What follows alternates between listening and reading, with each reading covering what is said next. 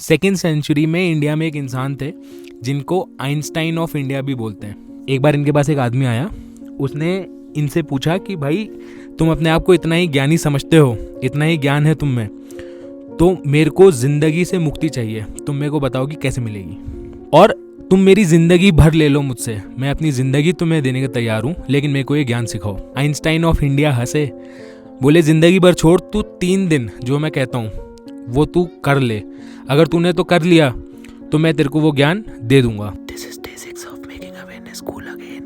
तो ये जो आइंस्टाइन ऑफ इंडिया है, इनका नाम है नागार्जुन। तो वो आदमी बोला 3 दिन, ये तो बहुत आसान है, बताओ क्या करना है।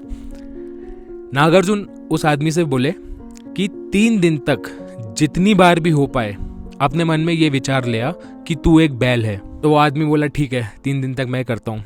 उस आदमी ने अपने आप को एक गुफा में बंद कर लिया, वहीं पे खाया, वहीं पे पिया, वहीं पे सोया, और 3 दिन तक उस गुफा से बाहर भी नहीं निकला और सिर्फ ये सोचता रहा कि मैं एक बैल हूँ। अब 3 दिन हो गए, अब वक्त था गुफा से बाहर आने का।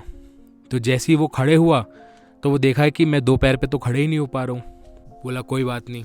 धीरे धीरे वो गुफा के दरवाजे की ओर बढ़ा तो देखा अब मैं गुफा से बाहर ही नहीं निकल पा रहा हूँ, ये जो सींग है ये गुफा पे टकरा रहे हैं, अब क्या करूँ। तो उसने सोचा आसपास कोई गुजर रहा होता है उसका आवाज़ लगाता हूँ। जोर से आवाज़ लाने की कोशिश करी लेकिन आवाज़ ही ना निकले। तभी उसके पास नागार्जुन आए।